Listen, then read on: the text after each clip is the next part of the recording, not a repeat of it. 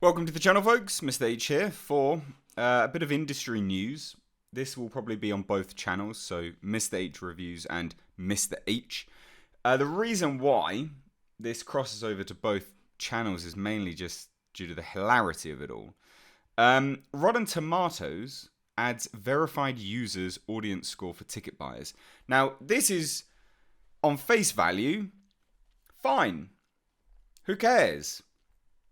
But then you look further into it, and you can only do it if you've bought tickets through Fandango.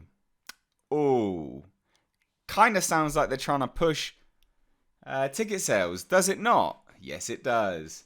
So let's take a look, because this is all it is. It's a marketing ploy, and some of the wording again, Screen Rant. Who cares?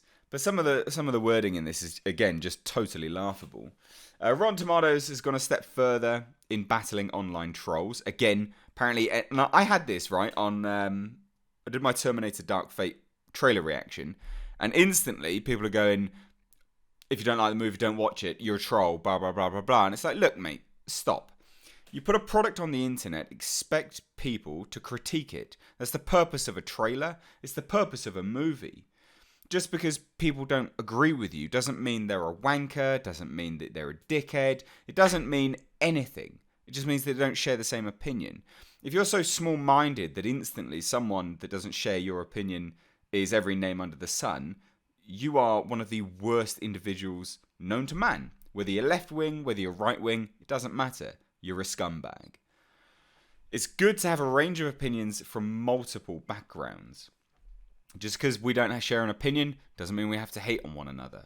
It's good to have differences of opinions. And this is all of this kind of crap here. Just because people didn't like certain movies. And they'll use the example...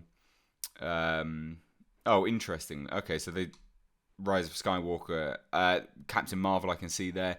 They're using this as the reason, or the example of it. It's like, but people didn't like him. And yes, various movies have scored tremendously, but there was still an overwhelming populace that didn't like the movies anyway. But apparently we're all trolls. Total nonsense. Okay, so the review aggregator site has been attempting to battle users who take advantage of the site's system to review bomb movies. But they've not taken advantage... Well, they've been taking advantage of their own system by manipulating the scores. They deleted about... I can't remember, it was thousands of negative reviews. And then they also hid the negative reviews and only had the positive reviews. They keep screwing with their own system. And again, this could be for any movie. It doesn't matter. I don't care. But it all happened around Captain Marvel, so we have to use that as the example. But for any movie, you can't do that. You can't only show the positive score. You can't only do that and only delete negative scores. If you're gonna delete stuff, just delete it, all of it, because you are manipulating the system. Then, aren't you? You are manipulating the statistics, and that's unfair. So, before its release, female-led superhero movie Captain Marvel was bombarded with negative reviews. They weren't negative reviews. Again, initially, all they were was whether you were interested in seeing the movie or not. And overwhelmingly, Brie Larson, and again, this could be for anyone, and it is for any movie, because this happens for all movies on this website. You can do not interested, and that's all it was. They weren't reviews. And again, they know this, Screen Rant knows this, because in this article it says before its release. You can't write a review before its release. Screen Rant, please get some integrity. You can only do whether you're interested or not interested. You are jokers. It's this kind of wordplay. This is manipulation. This is media, kind of still considered old media, to a degree anyway, manipulating what the populace believes, or what the populace is feeding. And it's not this tinfoil hat territory. It's a fact. It's right there. It is literally there in front of you. This wordplay that they're doing is manipulating your opinion, and you're forming an opinion around this crap. It's a joke. Online trolls slammed the film's page with hateful comments about both the film and its star, Brie Larson, who has been vocal about feminism and diversity in Hollywood. Rotten Tomatoes responded to the review bombing by removing the want to see option. Again, not review bombs, it was whether you were interested in seeing the movie or not. And they did it for all movies.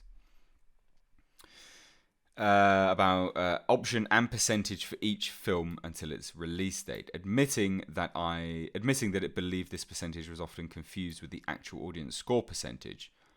So again, do you see what I'm saying here? This is Screen Rant being very clever with their wording, but even in their own paragraph here, they come clean on what they're actually saying.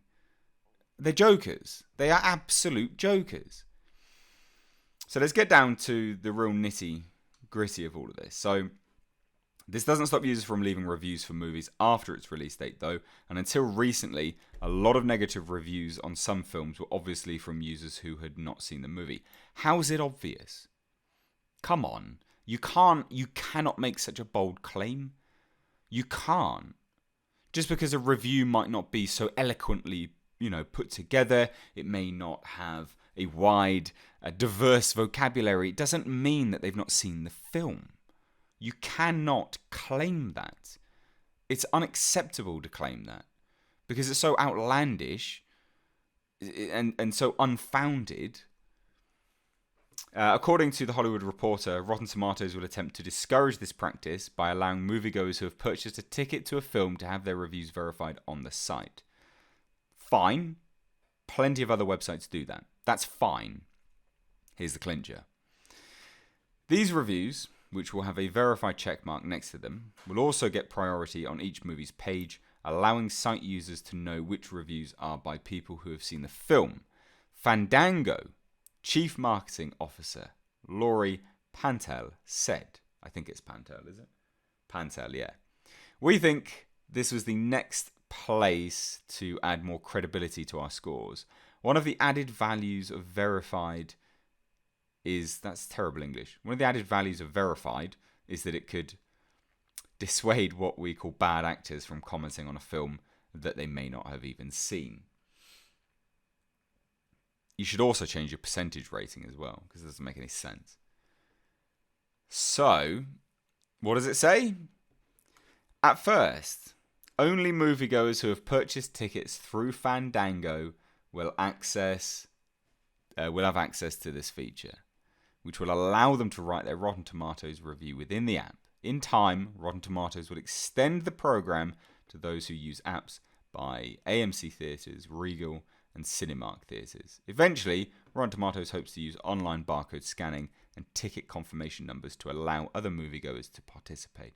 For starters, I don't even know if you can order tickets in the UK through Fandango. We don't have AMC Theatres here, we don't have Regal, we don't have Cinemark.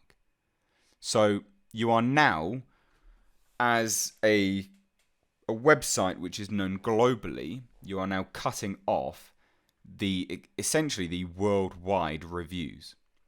You are a joke.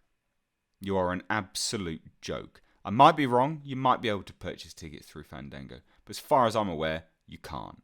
And like I said, it doesn't matter because at the end of the day, what this is a marketing ploy.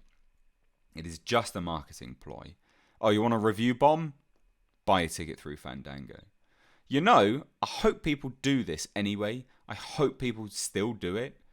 Because at the end of the day, people will still go and watch the movie. And if they do think it's crap and they have purchased a ticket through Fandango, what are you going to do then? What are you going to do at that point in time? You're not going to be able to turn around and go, oh, well, review bombs, just trolls. This is on face value, is fine. It's absolutely fine having approved and verified tickets. That's who cares? That's fine. The irritating part is they're masquerading it as something which is not. This is just to improve ticket sales. That's all it is. Rotten Tomatoes understands that the nature of online trolling and harassment by leaving a negative, don't want to see the movie. Please, come on, it's not harassment. I know, I understand we're in this day and age where, you know, you're going to stub your toe and you're going to want to sue everyone, or, you know, someone's going to say a naughty word to you, and again, you're going to want to sue everyone and cry yourself to sleep every night because apparently everyone's a goddamn pussy now. It's not harassment. By leaving a negative review, it's not harassment. It's critique. There's a difference. There's a very clear difference. So that's it, really. I've got nothing else to say on this. This is interesting. Many moviegoers would argue, though, that there is still a huge disconnect between moviegoers and critics, but Rotten Tomatoes is doing what it can to lessen that gap. Change your critic score rating system then. Very easy. Very, very easy to do. That is how you would bridge the gap. Just do that. Super simple. Not hard. So this is terrible. Because it's just a marketing ploy. I hate it when it's masqueraded as a marketing ploy, as something else, and it's just a marketing ploy. But I'd love to hear your thoughts. If you're new to either of my channels, Mr. H or Mr. H Reviews, please do hit subscribe.